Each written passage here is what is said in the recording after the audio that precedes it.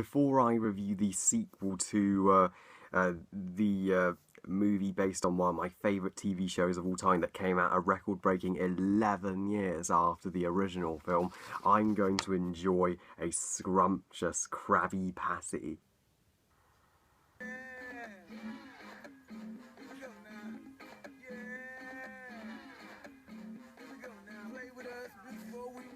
The SpongeBob movie Sponge Out of Water, directed by Paul Tibbitt, and is the sequel to the 2004 movie adaptation of the TV show SpongeBob SquarePants, which I adore and consider one of my all-time favourite childhood classics. And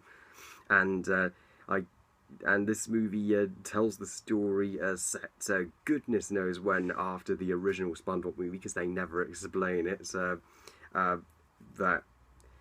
But it tells the story of a pirate named Burgerbeard, played by Antonio Banderas. He steals a magic book from the Bikini Bottom Island and steals the Krabby Patty secret formula for himself so he can make the Krabby Patties and sell them on land. And thus the Bikini Bottom apocalypse has begun. It's up to SpongeBob to team up with his arch nemesis Plankton to get the formula and eventually come onto land and become Avengers like superheroes to get the formula back and save Bikini Bottom. So yeah, I cannot believe this movie took so freaking long to come out after the original film. It took them 11 years to make a sequel to the original.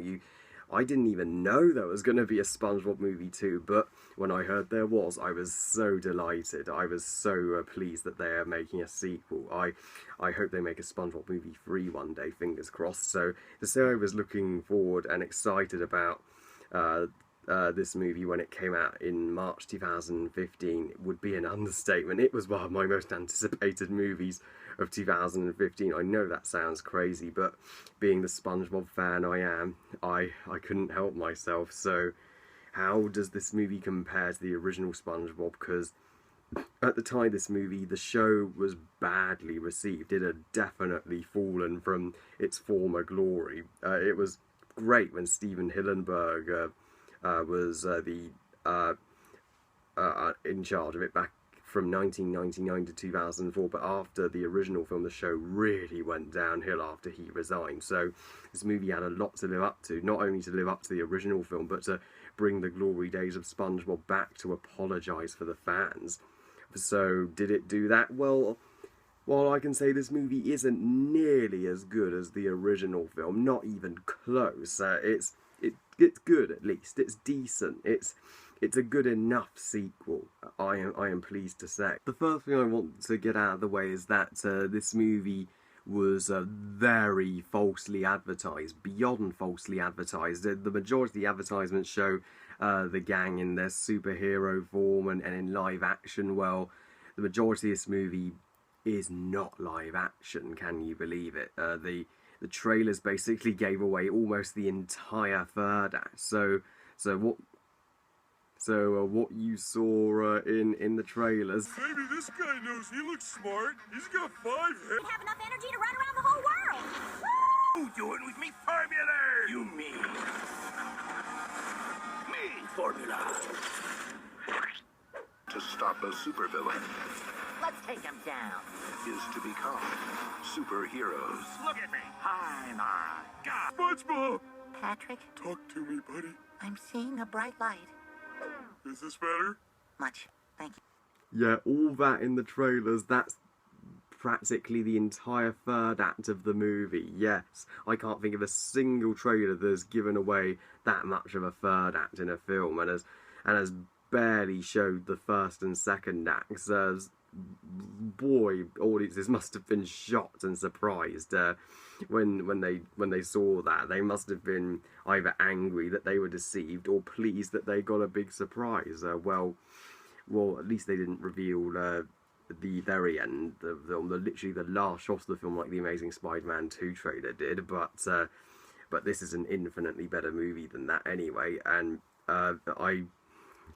once a lady complained that Drive was not the movie she expected. Well, you can pretty much tell how that woman feels after being deceived like this, but but it's not too much of a nitpick at all. I mean, I am personally so happy and relieved that the majority of this movie is 2D hand-drawn animation and classic SpongeBob, like the original SpongeBob movie. They could have easily made this all live action and CGI, but thank goodness they didn't do that. It would have taken away the magic from SpongeBob. It really would have.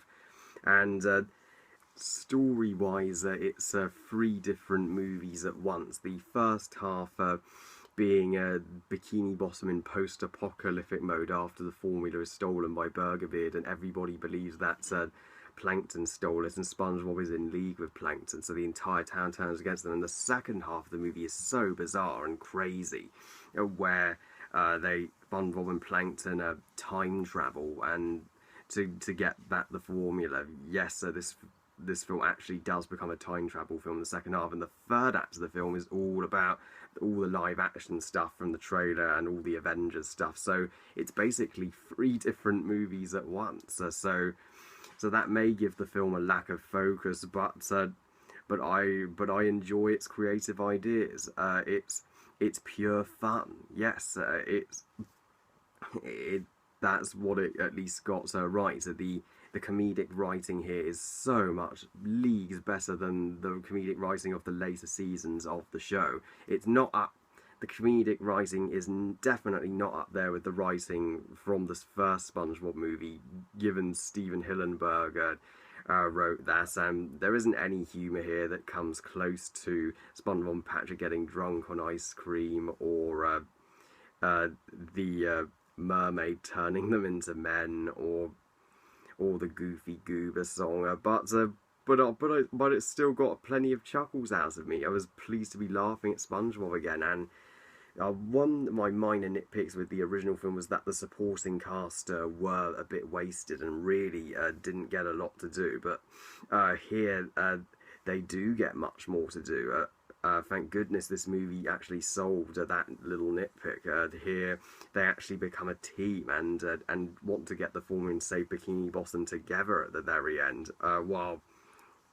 And it's interesting that SpongeBob and Plankton actually work together and put aside their differences for the greater good. And it's good to see a more selfless side to Plankton that we haven't seen before. That good character development, and I like Burger Beard, played by Antonio Banderas. He's a fun villain. He's not an amazing villain. He isn't a patch on Plankton, but I am glad that they brought in a new villain at least, and always added that's a bit of originality and not just repeating the same villains from the first movie. And I enjoyed the seagulls. They were a lot of fun, voiced by great comedians who were clearly enjoying their roles. And I love Bubbles. Bubbles was a great new addition. He's a time-travelling dolphin in who watches over Jupiter in space. I know that's crazy. It doesn't make a lick of sense, but again, SpongeBob itself doesn't make a lick of sense. It's escapism. It's a break from reality, and that's what this film does great. If you thought the first movie was crazy, this movie is even more crazy and even more random, but still fun. If you like that, you'll have fun with it. And though my biggest gripe with Bubbles is that he gets a lack of screen time. He only appears like maybe 2 to 3 times in the film, and he could have served more purpose narrative-wise. He really could have helped them, but that's not too big of a flaw. And I like the songs they chose for this movie and the soundtrack. They're great fun and great to sing along to. Especially that I love hearing the classic SpongeBob SquarePants theme song again, just like they did in the original movie with the pirates. And I love the big rap with Burger Beard, the seagulls, and Bubbles at the end. That was just freaking awesome and so clever. And the part where they actually do turn into Avengers versions of themselves, they looked surprisingly great in CGI and live action as they did in hand-drawn animation. And Tom Kenny, Bill Fagerbakke, Roger Bumpus, Clancy Brown and Caroline Lawrence and Doug Lawrence are all all do a truly fantastic job as voicing the characters, as always. Just like the first movie had great pacing, this movie has great pacing too. It's not too long, it never drags, and will keep the adults and the kids entertained throughout. But I did say this wasn't a perfect film, and I did say it's a step below the original 2004 film, and it really is. I did have some flaws over this film that held it back from being as good as the first film. First of all, just the film's story, as creative and as fun as it is, it really feels like a bit too similar to the original film story structure wise. I mean, Bikini Bottom's in peril, and the formula has been stolen, and they have to come onto land and mix with live action to get something back. And yeah, we've kind of seen that story already in the original film, where they could have picked something a bit more original. And Burger Beard stealing the formula and bringing the apocalypse to Bikini Bottom, and with the magic book, like he's controlling the story, that really doesn't make a lick of sense. They really could have explained that better. And the film really has a lack of heart and a lack of an emotional sense. So whereas the original SpongeBob film, it had great laughs, but it also had heart. We really cared. It had some emotional and powerful scenes, like the scene where SpongeBob and Patrick were frying on a lamp, and there was a race against time to save Bikini Bottom, Mr. Krabs, and defeat Plankton. There were real stakes in the original film, but here there's a real lack of stakes, and there isn't much to care about. It's mostly just played for the comedy, and jokes are rather than, there's barely any drama or heart to this film, and that's something I was really missing.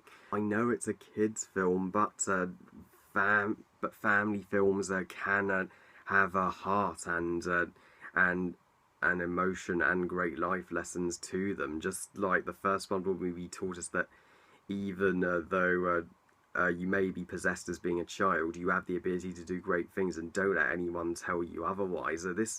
This movie really didn't have that. I mean, it's not as ambitious as, Pixar or Disney or even some of the DreamWorks films. It's really aimed at the kids. But despite those criticisms, I still had great fun with the SpongeBob SquarePants movie, and I do believe it is a decent an enjoyable follow-up to the original 2004 film, and did bring back at least some of the greatness that the show originally had. It helped that Steven Hillenburg was at least a producer, but Paul Tibbitt did a good job for the most part, and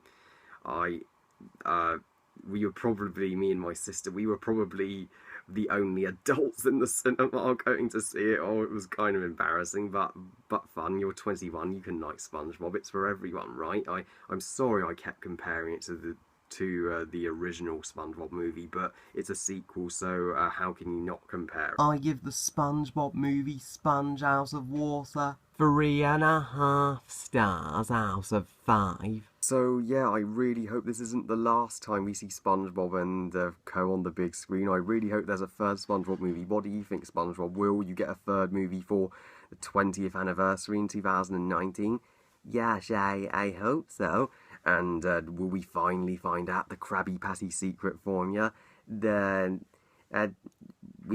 Sorry, can't say. Oh well, that's okay. I'll just enjoy my Krabby Patty while we anticipate. Well, I love you guys. Thank you all for watching. I hope you guys enjoyed this review, and I will continue to review January to February releases that I haven't seen yet, and I will of course review both the Lego movie and the Lego Batman movie. Can't freaking wait for that. And what did you think of the SpongeBob movie Sponge Out of Water? Please comment and let me know. Please like this video and subscribe. Please follow us and on Google+, and I'll see you next time. Bye guys.